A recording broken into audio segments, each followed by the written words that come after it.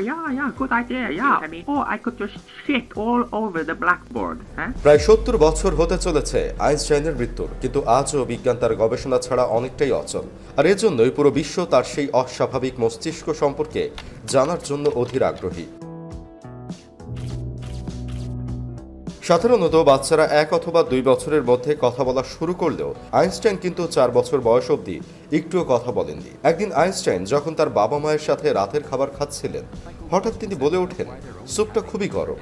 নিজের ছেলেকে প্রথমবার স্পষ্টভাবে কিছু বলতে শুনে তার বাবা মা খুব অবাক হন এবং সাথে খুশিও হয়ে যান। কিন্তু যখন তাকে জিজ্ঞেস করা হয়, এতদিন কেন কথা বলনি, তখন আইনস্টাইন আজব এক উত্তর দিয়েছিলেন, আজ পর্যন্ত তো সবকিছু ঠিকঠাকই ছিল, তাই কথা বলতে হয়নি। আইনস্টাইনের জীবনের এমন ঘটনাগুলো এখানেই শেষ হয়নি। বয়স বাড়ার সাথে সাথে যেন তার আজব কাজকর্মও বাড়তে থাকে। যেমন আইনস্টাইনের তারিখ এবং ফোন নম্বর মনে রাখতে পারতেন না, এমনকি নিজের টেলিফোন নম্বরও তিনি ভুলে যেতেন। একবার তার এক সহকর্মী তার টেলিফোন নম্বর চাইলেন। আইনস্টাইন তখন সামনে থাকা একটা টেলিফোন ডাইরেক্টরিতে নিজের নম্বর খুঁজতে থাকেন। এটা দেখে তার সহকর্মী কিছুটা অবাক হয়ে জিজ্ঞেস করলেন, আপনি আপনার ফোন নম্বর কেন মনে রাখেন না?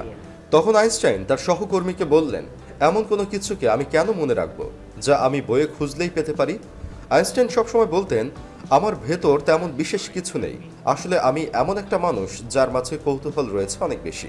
18 এপ্রিল 1955 আইনস্টাইনের মৃত্যুর পরে প্যাথোলজিস্ট ডক্টর থমাস হার্ভে আইনস্টাইনের পরিবারের অনুমতি ছাড়া গবেষণার জন্য ওনার ব্রেইন বের করে আনেন, আর তিনি সেখান থেকে পালিয়ে যান। কেটে যায় অনেক বছর, কিন্তু গবেষণার জন্য অনুমতি না থাকায় আইনস্টাইনের ব্রেইন পড়ে থাকে ডক্টর হার্ভের কাছেই।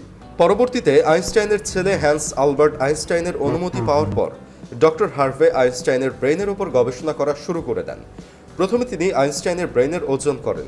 যেখানে একজন সাধারণ মানুষের ব্রেইনের ওজন ১৩৩৬ গ্রাম, সেখানে আইনস্টাইনের ব্রেইনের ওজন ছিল মাত্র ১২৩০ গ্রাম, অর্থাৎ তার মাথার আকার ব্রেইনের জন্য বড় ছিল না। এরপর ডক্টর হার্ভে সেই ব্রেইনটাকে ২৪০ ভাগে ভাগ করে সেগুলো বিশ্বের সব নামি দামি গবেষকদের কাছে পাঠিয়ে দেন, যাতে করে তারা দেখতে পারে যে আইনস্টাইনের ব্রেইনে এমন কি ছিল যা অন্য সাধারণ মানুষদের ব্রেইন থেকে এতটাই আলাদা। আর এরপর ডক্টর হার্ভে আইনস্টাইনের ব্রেইন টিস্যুর হাজার হাজার মাইক্রোস্কোপিক স্লাইড বানান, যাতে করে এই ব্রেইনটিকে ভালোভাবে যাচাই করা যেতে পারে। গবেষণার মাধ্যমে জানা যায় আইনস্টাইনের ব্রেইনে সাধারণ মানুষের তুলনায় বেশি সেলস ছিল। আইনস্টাইনের ব্রেইনে সেরিব্রাল কর্টেক্স নামক অংশটা সাধারণ মানুষের থেকে অনেক আলাদা ছিল। আসলে এই সেরিব্রাল কর্টেক্স মস্তিষ্কের অনেক গুরুত্বপূর্ণ একটা অংশ, যাকে ব্রেইনের সবচেয়ে জটিল প্রক্রিয়ার প্রধান মাধ্যম বলা হয়ে থাকে। আর এটা এমন একটা অংশ ব্রেইনে যা খুবই অদ্ভুতভাবে বিকশিত হতে থাকে।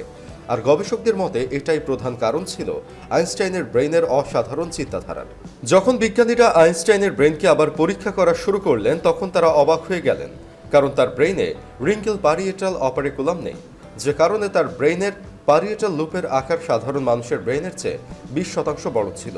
আর গবেষকদের মতে এটাই কারণ ছিল আইনস্টাইনের গাণিতিক হিসাব নিকাশ এবং তার ইমাজিনেশন সাধারণ মানুষদের তুলনায় অনেক বেশি ছিল।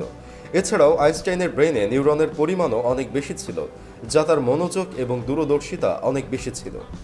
আইনস্টাইনের ব্রেইন ৪৬ টুকরোতে ভাগ করে বর্তমানে আমেরিকার ফিলাডেলফিয়া শহরের মিটার জাদুঘরে রাখা আছে। আধুনিকতার চরম উৎকর্ষের এই দিনে বিজ্ঞান ও প্রযুক্তি অনেক এগিয়ে গেলেও আইনস্টাইনের ব্রেইন এবং তার বুদ্ধিমত্তা একটা বড় রহস্য হয়ে থেকে গেছে। ডক্টর থমাস হার্ভে আইনস্টাইনের ব্রেইনের সাথে যা কিছু করেছে তা ঠিক না ভুল? দর্শক, আমাদের ভিডিওটি কেমন লেগেছে তা আমাদের কমেন্ট করে জানাবেন। ভালো লাগলে লাইকে ক্লিক করবেন। পাশাপাশি এমন ইন্টারেস্টিং আরও ভিডিও পেতে আমাদের চ্যানেলটি সাবস্ক্রাইব করে বেল আইকনটিতে ক্লিক করে রাখবেন। ধন্যবাদ।